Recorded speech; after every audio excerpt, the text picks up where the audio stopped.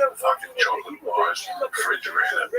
In Arabic, the paranoia jerking off in the corner, so mirrors in the cameras will see it. That's very complex picture of what society was like. And it was amazing, a lot more tolerant than we were. Jews got along with the neighbors got along with the Jews. Amazingly, Jews got along with each other, which is a phenomenal thing. Really hard to believe. Ask me if I wanted to come down back instead. So let me take your question, sir. 4 sleeping pills, and 2 Vicodins, 2 Percocet, 2 Xanax. I need the whole fucking thing. What do you feel like in the morning? What do you think is going to come out of your mouth in the morning? You have not a stitch of happiness in your life. All the dopamine We have the taken documents out of of your Sadia brain. I was on a as roll well. for 2 And days. we even have, The things I said otherwise about we only have tapes. Sadia's Like responses to the I Karaite always think about books. that. In the Knesset, That we was the actually have a darkest time Karaite of book. my life. That last year before I quit coke. Ooh. Ooh. Isn't that crazy you made it out of that? Genisha How tells us insane different is stories. that, Joe? I mean, I even thought you were I know, a it's goner amazing. when, If you during look those times at when you the, thought if you were look at the dying and stuff like that. Like, I'm like, oh man, he's only going to last a couple months. Like, we all like, kind of thought that, because you sold it so well. Rabbinites definitely, got the upper hand. Numerically, Basically fucking going. the Karaites were part of the considered full Jews, and we had more relations with them than you would think. I recommend you to read Goitan's work. It's Longest yard, right? I know, it's really shocking to me too. This is downtown Let's go. Denver. So Was let's a just think for a fucking second about what's desert next when I was with there. the Genesa studies. There was So nothing what we there. have at this point Once the are Rockies came and they hundreds built of that stadium, thousands then all that of built up tiny around it. fragments that have not They been built a new deciphered yet. airport.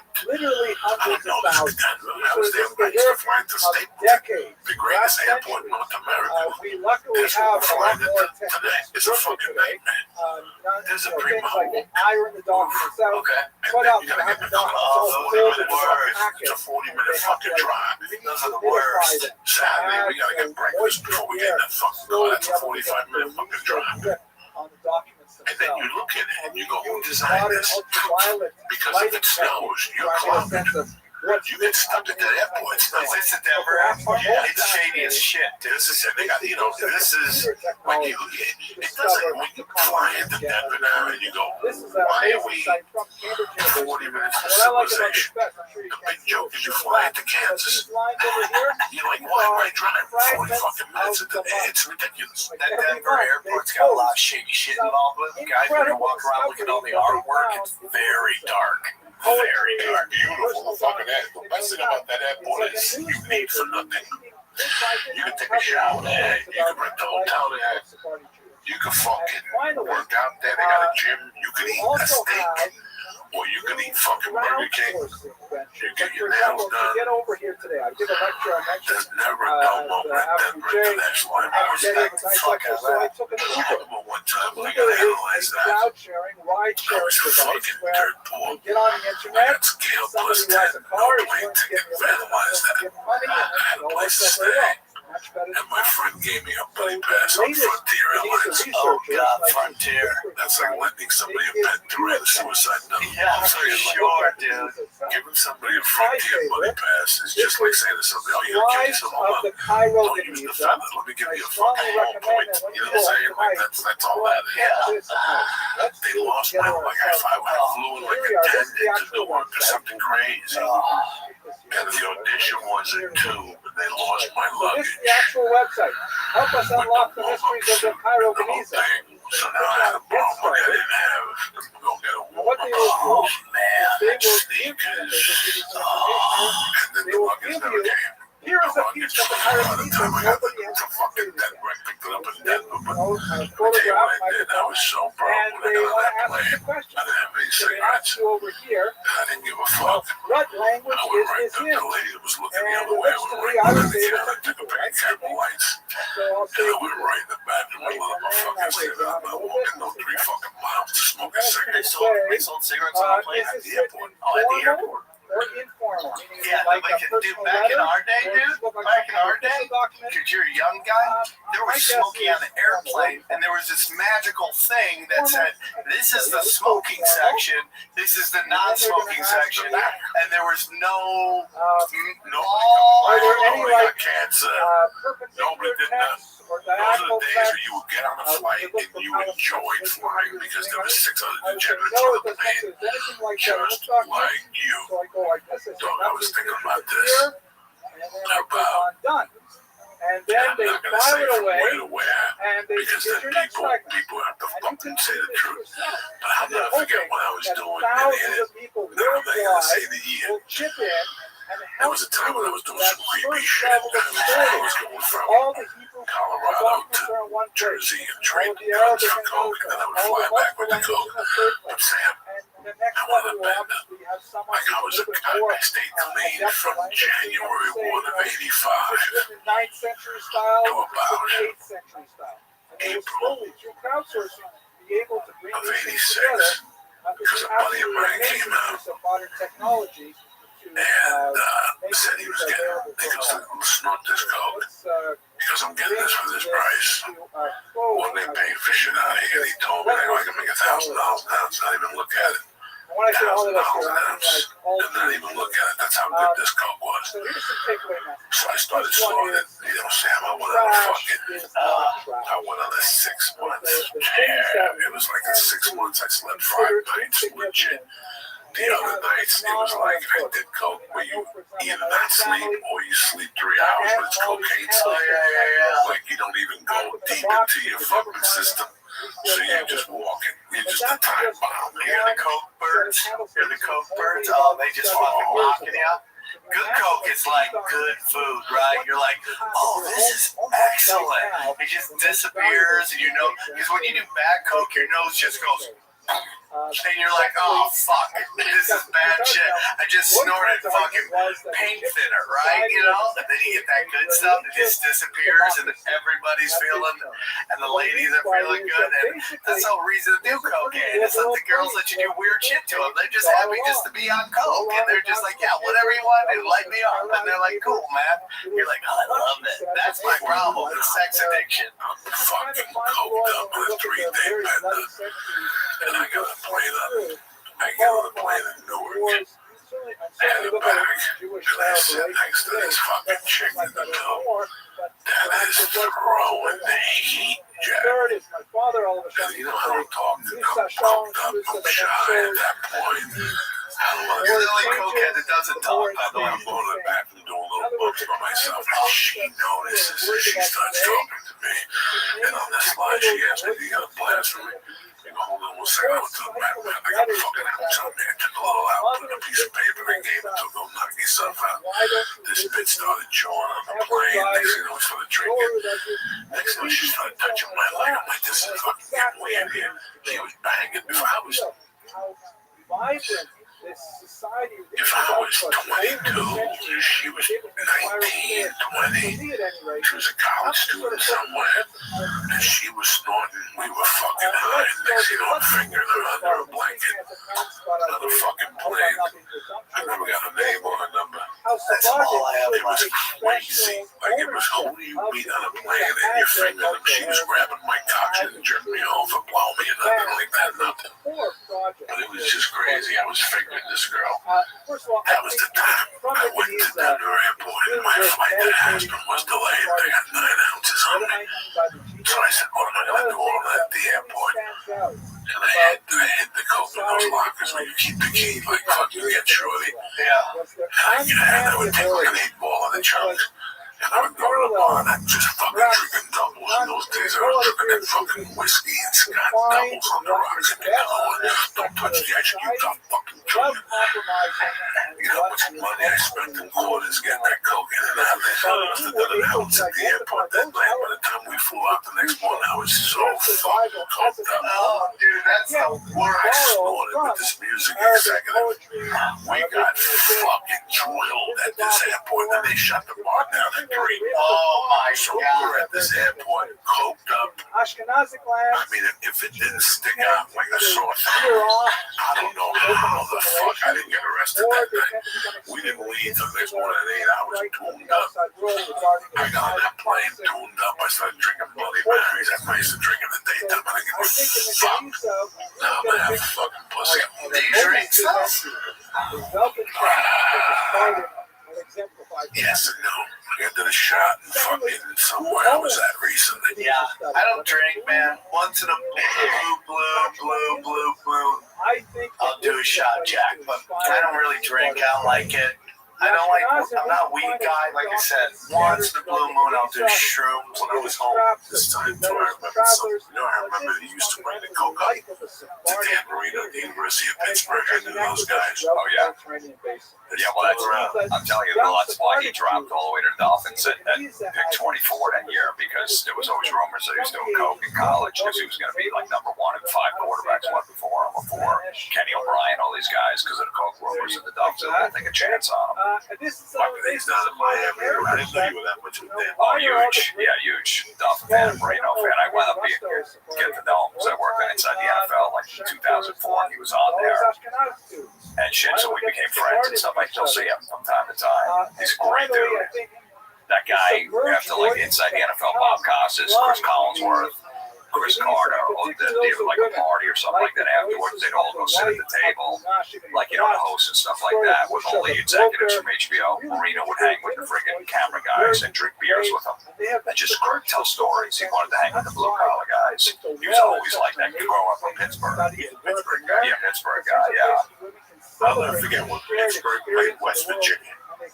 Marino senior year, there was a guy on West Virginia called Darryl Talley.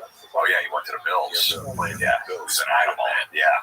You should have seen him in college. Really? In college, I was like, who is this fucking guy? He was doing everything. Yeah, the face paint. Yeah, number 56, tackling people, sacking people, biting Okay, people. let me wrap it up. Fucking intercept the You've balls. been I was like, extremely what the fuck is this guy? gracious and patient audience, Still especially remember over there in that room was a couple 4. weeks ago. Thank you very much for watching. Back then, I'm 30 for going to 30. hang Oh, around yeah, and I'll take some questions. down fucking Thank you very much for what the listening. Yankees did with Elway did not want to play for the fucking Colts. He's like, I'm not doing it. Yeah. I'm not fucking doing it. Yeah, that was amazing. That, you know, and yeah, he had a great junior year, and then Marino didn't have a great senior year, and there was drug rumors about him, and he dropped all the way, and Miami picked him up. I still remember kids telling me they were going to Pitt to party. Not saying Thank his you name, all for but he coming was a big tonight. deal. We have a very But I special still remember presentation. a We're going to speak handful of about kids, some a girl specifically, that she probably played a role in your own mental development as an American citizen. For those of you in the room who are American citizens, Emma Lazarus, of course, is associated perhaps more than anyone else with the very notion of American liberty, the very ideal of what America stands for, comes in a very big way from her classic poem, The New Colossus, which is, of course, at the base I mean, if you of the lived in Statue of Miami and Liberty. stuff, We'll you know, spend some time looking he at never that. got caught or anything. I don't know. But on a deeper level, I think Emma Lazarus, in many ways, Clayton, all those guys. used her Sephardic Jewish heritage Yeah, to they got articulate busted. Even later in life, like Duper was form of dealing and stuff like American that. All those Jewish Miami guys. identity There was always that was these hugely former Dolphins. influential and in Murphy many Morris ways was the still affects original us, one. Got caught with coke back in the 70s. It was in jail for First of all, 5 years. thank you. We're grateful to Mr. Nathan Rudy, who dedicated I don't know your memory history, of Jim. I don't know if you did Ben coke or anything like that, and but Seti I always think about, Bahia. These are like, very could you unusual be names. like a musician on Seti tour or like an Bahia athlete who's playing games So and have like it seems like it would take too much out of you to have if a you're problem watching like that, something, email and explain but to me still be able to where go those out there and names come perform from. at They're like not the high common crazy level. names. No, those guys in the Related to 70s, Mr. a Rudy's bunch of baseball sponsorship, players, I like want to 10 note that we baseball have players, two stars, final got busted for lectures doing coke. for the They're season. going to In games. fact, they Yeah, have Keith gone Hernandez as was yet involved. unsponsored. Dave Parker. So I'm really interested in raising Larry more money for a Candelaria, student for a scholarship fund. You can visit my main website where I have links to the I page saw of Lawrence Going Hill in a Online. strip club. Or It just straight was to Saturday night my at like 2 assistant a.m. upstairs and he had a or game whatever you like. Sunday at 1 p.m. in We have Jersey. next week He was fucking who hanging are out the with strippers, crypto fucking Jews. guzzling drinks These back. are And he had a Jews game at who 11 submerge their Jewish identity They're just that good, I and they're guess. living in hiding, posing as Christians, and fascinatingly live in North America as well. And also we look at the great sage Rabbi Rothschild Yosef, one of the most creative I've talked about how like, Jewish if you got mullahs high, of somehow the like sometimes your sense 20th wouldn't be as century, like possibly just recently, and we'll have an introduction to his thought and his impact all those guys that got fucked up. And I intellectual, remember when I religious, first and started, political if they landscape ever of had a modern second show Israel in on a particular. weekend, They were terrible. Tonight's The lecture first show, they is were pretty going to good rely because they were very just heavily. in a groove and In had fact, nice it's going buzz to be on my quite second derivative show. You have of to the wait work an hour of between the Esther second show Shore, started, and who then went wrote back on. They were a terrible. masterful biography. Here it is. We'll actually quote a couple of You can't be that passages fucked from up it. for like 7 That, hours. You know, you of start Emma the first show Lazarus, starts at 8. I You think know, it you is get off stage at the 12:30 most or important whatever, 5.5 biography that has hours. appeared It just doesn't to work. date. And there's too much I downtime in strongly between. recommend it to those who They want get to more deeper fucked dive up, more into fucked Emma up, and then, Lazarus' you know, maybe work. doing some coke to get Okay, back up, and then drinking with a that, ton let's go and all straight that. to Just the never. material itself. And I always So thought I'd go we're all like, oh, I'm not familiar, gonna of do it. I'm course, never gonna if do you that. know I mean, I anything never about did Emma coke anyway, Lazarus. but In fact, if never you gonna know be fucked anything up about like seeing how much America, it affects the chances show. are you know about the New Colossus. Probably not under that name, but it is, of course, the famous poem that Emma Lazarus composed as a fundraiser for the Statue of Liberty. The statue itself, it took quite a while to bring it to these shores. It is, of course, a gift from France as a symbol of American liberty. That was, in fact, the title, the name of the Statue of Liberty enlightens the world. But it was Emma Lazarus who found the voice of what that statue really stood for, and in fact actually defined what liberty means for Americans in such a way, such a resonant manner, that it has really colored our sense of who we are as a nation for the following 150 odd years. We're going to look at the poem in really further detail, affects you. but just to a little bit about the statue. Of course, it was constructed in France, and for lack of funds, it took a long time to bring it over to these shores. And I've had several fundraising sallies to bring it. Emma Lazarus herself never actually saw the statue erected just south of Manhattan. Here's a picture of the famous face of Lady Liberty herself. Here is in Paris the hand with holding the torch on display, and here's the head on display at a World's Fair. And this is, of course, an iconic image that perhaps all of you remember from another context, the great moment in Planet of the Apes, where Charlton Heston, shown here, on his knees. If you remember, why this is such an iconic image is because those of you, if there is possibly anyone who has not seen the 1968 Planet of the Apes movie, it's when Charlton Heston plays an astronaut who is lost in space and crash lands on a planet. The planet is bizarre because the apes teach the humans are mutant and societal hierarchies upside down. But eventually he escapes, and then he discovers the Statue of Liberty buried on the shore like this, and he realizes, of course, he's not been transported to space, but in fact in time. And the symbolism of the Statue of Liberty is so important here because it represents all that is so good about this world, and the fact that it remains standing, albeit in a degraded state, really sharpens Charlton Heston's loss, and he kind of, in my humble opinion, sort of overplays it, saying, damn you, and then banging on the sand, but nevertheless, it's quite dramatic and worth watching, and it says a lot about what the Statue of Liberty means to us as a nation, and as is defined by Emma Lazarus. So here's a quick reading of the New Colossus. I'll show you a very quick video of it. I forgot to check the audio. I hope that will work. If not, the video will help me out with the audio. Just one quick word before we go into it. The title, the New Colossus. The Colossus was, of course, a famed statue. It's now destroyed. That was from the Roman period, if I remember correctly, and it was a great warrior that stood astride two great pillars that guarded the ports of some famous city, Rome, I believe, something like that. Rhodes, the city of Rhodes. Thank you so much. It's difficult when you give lectures in college and being fact-checked by everybody. Okay, here we go. Here's a reading of the New Colossus. If I was a judge, I'd give him additional time for felony stupid. Like I would have that charge, felony stupid. Like I would have that charge. If I have anything in my car, if I have more than 2 joints in my car, I don't do over speed limits. They gave us a right in California. They gave us the right to smoke pot whenever we wanted to. Do you really need to smoke pot in your car? No. If you do, you're a fucking idiot. You're a fucking idiot.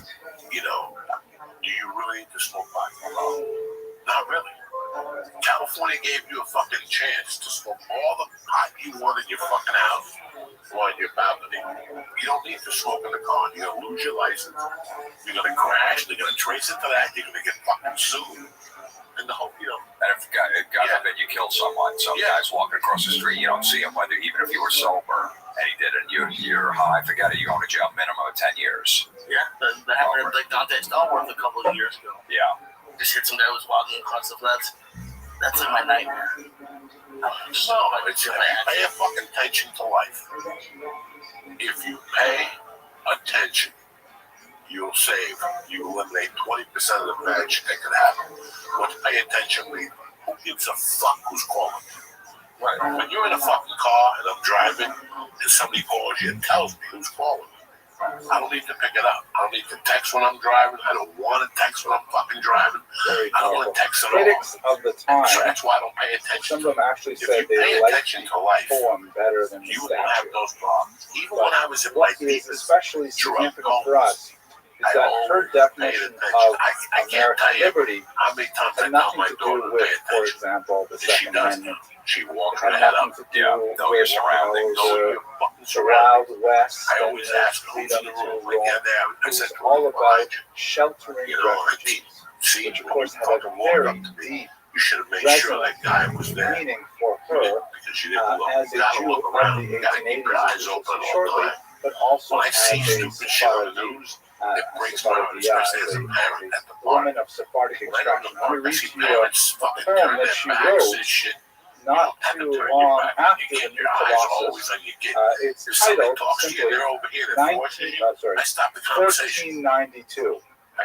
Significant date, right? Because of course it meant that refers not only to the discovery of America, but also the expulsion of the Jews. Exactly. So she writes here, "Thou two-faced year, mother of change and fate, didst weep when Spain cast forth with flaming sword the children of the prophets of the Lord, prince, priest, and people spurned by zealot hate, hounded from sea to sea, from state to state. The West refused them, and the East abhorred. No anchorage the known world could afford. Closed locked was every port, barred every gate. Then smiling, thou unveilst, O two-faced year, a virgin world where doors of sunset part, saying, Ho, all who weary enter here. Where falls each ancient barrier that the art of race or creed or rank devise to rear grim bulwark hatred it's like they just move them away? Where do they ship them? Restatement in many ways of the New Colossus. Looks like they're in the context specifically of the Jewish heritage. The Jews exiled from Spain, driven from port to port, unable to find a safe anchor, and only because of the great irony of Columbus's discovery of the Americas do we have at the same time as the door closes in Spain, the door opens in America. And here you get a sense of, I think, the dual identity of her as an American and as a Jewish woman that is so crucial to the development of the modern American ideal as a whole. Let's look a little bit more at that. So let's look at the one itself for example. So just to break it down, the New Colossus, of course, the old Colossus is a representation of Greek might, of power, of, in fact, exclusion, right? The Colossus, the artist rendering thereof we saw in the film, the Colossus represents how powerful Rhodes is, and that only those who have permission may enter. The Statue of Liberty, of course, is exactly the opposite. The lantern is welcoming those, it's a beacon for those who seek the freedom. So it's the New Colossus, meaning a complete inversion of values that is the best of America.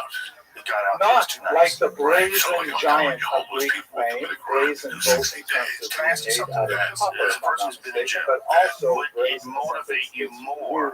This is an honest question. Would it motivate you more if you were in jail? With conquering limbs astride from land to land, again the old Colossus. Here at R.C. washed, sunset gates shall stand, a mighty woman with a torch. Interesting, of course, that the woman and Lazarus was very unusual to be a poet of the time and was celebrated for the fact that she was a woman at the time, quite unusual. So it's quite ironic. Anyways, whose flame is the imprisoned lightning, and her name, Mother of Exile. That term was very resonant to her, and she often referred to the statue as the Mother of Exiles. Again, really encapsulating what America means. From her beacon hand glows worldwide welcome. Her mild eyes command the air-bridged harbor that Twin Cities brand. That Twin Cities, of course, are Manhattan and Brooklyn. Keep ancient lands your storied pomp, cried she. I mean, okay, like a picture of the crown jewel of England, you can have all of your, royal beauties and things like that. Cries she with sour lips, give me instead, meaning, you keep all of your mishigash, so to speak, your crazy European stuff, but give me instead, you're tired, you're poor, your huddled masses yearning to breathe the wretched refuse of your teeming shore. Like you have so many of these people that overflowing, and you want to get rid of them, we'll bring them on. That's what Americans do. Send these, the homeless, tempest tossed to me. I lift my lamp beside the golden door. Very powerful statement of American. So, jumping ahead from there, let's take a little bit at her life as a whole. Oh my God, Boulder County Jail was tremendous. I like Charlton Heston. A lot of people tell me I have a striking resemblance to him. That's him and Will Smith, the two of them. I walk down the street and people say, is that Will Smith? Okay. So, as I mentioned, her family background was Portuguese Sephardic, meaning that her family at one point had converted to Christianity in order to protect themselves, but once they reached freedom, either in South America or in North America, they reverted to their Jewish identity. She had a lot of connections to Newport. In fact, she meditated on some of the poems that Longfellow wrote about Jewish Newport that we studied when we looked at the life of Giotto. And in many ways, she was from the greatest of the old Sephardic Jewish families of New York. The families that her ancestors married into were all of the important names of the period, and you will see them running through the 18th century as major rabbis, and philanthropists, and leaders of various types. She herself came from an observant background, but she did not feel constrained to observe it in the same way that her parents did. And in fact, she described some of the fascinating encounters she has with other poets who are fascinating, first of all, the fact that she's a woman, because there are not that many female poets at the time. And secondly, that she does not seem embarrassed about her Jewishness whatsoever, and at the same time she speaks with complete confidence in the modern American vernacular. She has that kind of exotic nature to her because she comes from such a foreign, non-Christian origin, but at the same time she's perfectly happy and at home in the American ideal. This is a dual identity that she relished, and she compared in many ways to the negative experience that Heine had. She translated Heine as we shall see. So she viewed her kind of pride in her Jewish origins and her quote-unquote modern observance as really a badge of honor in two ways. And I would also not hesitate to say that this encapsulates much of modern American Jewish identity as well. The pride in Jewish heritage and ethnicity, but at the same time, not necessarily such an enthusiasm for traditional religious observance. Her grandmother was actually a poet herself, Grace Mendez Sextas Nathan. These are all, the surnames are all extremely important. And she bequeathed to her granddaughter, a love of poetry. We actually have in Professor Shore's biography some examples of her grandmother's poetry. She was a child prodigy, and her father doted upon her. In fact, her father was her first publisher, publishing her poems and specifically putting the subtitle that his daughter was only, I think it was 16 years old when they were composed. They did create quite a brouhaha on the literary scene because she was quite precocious. So you have all these strange things happening. You have this female poet of Jewish origin who's writing beautiful poems at such a young age. She was the fourth of 7 children, and very few of them, including Emma, married. They were quite a well-to-do family, and in many ways they lived under the shelter of their father well into their adulthood, and apparently did not feel the need to move on and create families of their own. Professor Shore, once again, has a lot of discussion and speculation as to why this was, but it need not occupy him today. She was very close with Ralph Waldo Emerson, who was quite a bit her senior, and he was, of course, the poet of the age, the American poet of the age, and they engaged in quite a vigorous correspondence for quite some time. She eventually did get to meet him. Their relationship was always at arm's length correspondence. But by the time that she actually went to visit him in Concord, she found that he was already quite far gone with Alzheimer's. And so most of her time was spent actually with Emerson's daughter, who was his caretaker. She had a conflicted relationship in many ways with him because on the one hand, he treated her like a protege and celebrated her work and wrote phenomenal praise in his letters to her, but then at certain junctures in his own literary work, he did not give her the kind of attention that she craved. For example, he crafted what was considered a very important classic in the history of American poetry, Parnassus, which was not related to Parnassa, totally different word. Parnassus, which is a collection, in many ways it's considered the great first anthology of American poetry. And recall that at this point, poetry is an entirely a European phenomenon. The idea that America, which is just emerging out of, its pioneer days in many ways, to be producing poetry of this nature was a landmark work. It's not exactly the first American anthology because there are a lot of European poets who were represented there, but what was glaring is the omission of Emma Lazarus from Parnassus. So she felt that her mentor had in many ways betrayed her, and it was a bit of pill to swallow.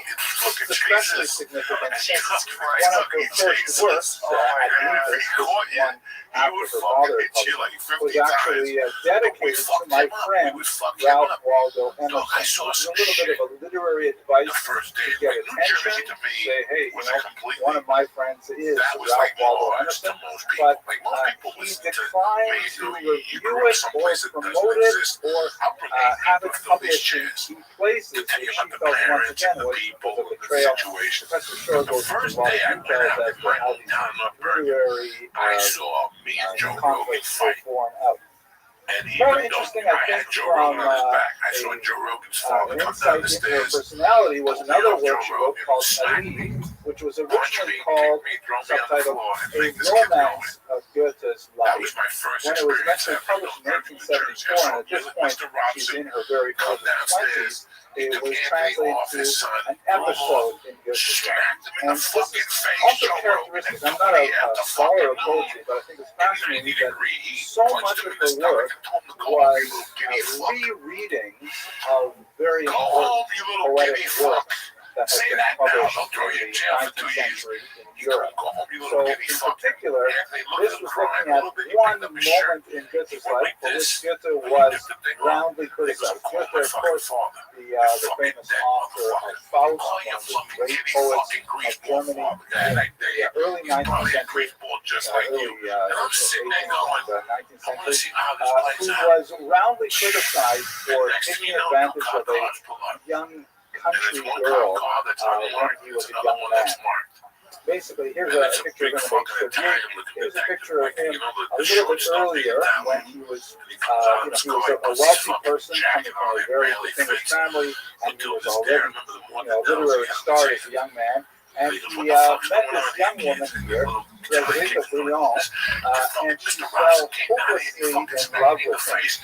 And he apparently reciprocated. They're roughly the same age, and you have to imagine that we're talking about the 1770s now, and when a young man, especially of means, comes and courts a middle-class rural young woman like this for some time over the course of the summer, and we don't know exactly how intimate the relationship was, but certainly the expectation is, he has to ask her to marry him at some point. He has to go somewhere, or he shouldn't be leaving her on like this. So anyways, he just essentially dropped her, and she was heartbroken, and she never got over it. She had a nervous breakdown. She was near death, in fact, with how horribly he had ruined her reputation. She never married, and he went on. He had other relationships and all kinds of fame. And when he came back to her in his 40s, he happened to pass through that same town. He saw her again, and he says, "Oh, I'm so glad that she's over it. I can now put this episode behind me." And he was roundly criticized by others who felt that it was a really underhanded kind of way to behave. So that's why she, in her novel, in her poetry, she wrote about the story from Frederica's point of view, and gave us a distinctly feminist voice, a distinctly female voice as to how that entire circumstance played out. Not the heroic and dashing vision of Goethe, the great poet, great thinker, much lauded, but on the other hand, the humanity of this young woman under this circumstance. So you see that even as a young woman, as a young poet, her sense of compassion. That's what happened in 1970. She was also very important as an early culture broker. She once again occupied a liminal space between the Jewish past and the American future, and she liked to take Jewish thinkers and place them in American context. She was a translator, of course, she was fluent in several languages. She was a translator of Heinrich Heine, perhaps the greatest German poet of the 19th century, who is especially known historically for his false conversion to Lutheranism. As was very common in Germany in the 19th century, you have a lot of Jews who are experiencing legal emancipation of one degree or another, but they're finding that their social emancipation lags behind. And it's impossible for them to get, like Mahler, to get a position as a conductor of a symphony, or like Heine, to get a position at a university and so on, unless they become Christians. So like many of his generation, Heine converted, and he called baptism his ticket to European culture. And as soon as he was baptized, he immediately regretted it, and he felt like, what did I sell out my heritage for? 2,000 years of living in exile, and I just threw it away in order to get a paltry position at a college, which he never got, by the way. And so he spent the rest of his life kind of lamenting how ridiculous the situation was, that people of talent simply could not get ahead until they genuflected on his time. He was known as the poet of, it's a beautiful German word, you can't translate it very easily into English, Judenschmerz. Juden, of course, means Jewish, and Schmerz means pain. So a unique kind of Jewish agony, Jewish angst. And you see it, by the way, in Jewish literature, all the way up to Seinfeld, Woody Allen. They're all poets or comedians of Judenschmerz. Kind of Silverman, contemporary comics make a big deal out of Judenschmerz as well. But anyway, she translated Heine with this biting, sarcastic wit into English, and she was a culture broker for providing that kind of standing in two worlds modality to her peers. So too, for Jews in particular, she was articulating that way that Jews could exist in both worlds, just as Heine and in fact she herself did. She was also impressed upon by Rabbi Rothschild to translate the great Sephardic poets, many of whom we studied in school, Gabriel, even Gabriel, Yehuda Halevi, and others, to translate them into English. This was a fantastic achievement, particularly because she did not read Arabic, and it was the original language of the poem. But what she did was she worked through the translation into German that existed, and with the help of Rabbi Rothschild, who knew the Hebrew translations as well, she was able to eke out some actually quite readable translations of these Sephardic plans, many of which were actually incorporated into the Reformed prayer book as liturgical pieces. Quite a fascinating kind of culture broker, taking things all the way back from medieval Spain into modern American culture. But her life really changed and achieved its final trajectory towards glory when she encountered anti-Semitism in a big way. And this is what happened in the 1870s when she was going into her third and her fourth and final decade. She died, unfortunately, at age 38. The things that were happening at that time were primarily European, but also had some American consequences as well. In Europe, the resounding cry German, why does that happen? Why do you have to have a license to gamble? Why? The Jews are if our you think someone's not paying their misfortune. taxes, you Came can from prove it. this man, Heinrich Is it von because it's Kreisky, money, it's who cash was a that's being Prussian thrown around historian, also? non-Jewish, Why is that an who issue? roundly The government's not getting their criticized piece? the Jews for their It seems ridiculous that assumption grown that they adults could can tell possibly other grown be adults they equal, can't which of gamble, course was but you can't antithetical but you to the can't there. entire Gambling is trajectory one of those of things her like life and thought. legalization of marijuana, The immediate like legalization occasion of for fucking Kreisky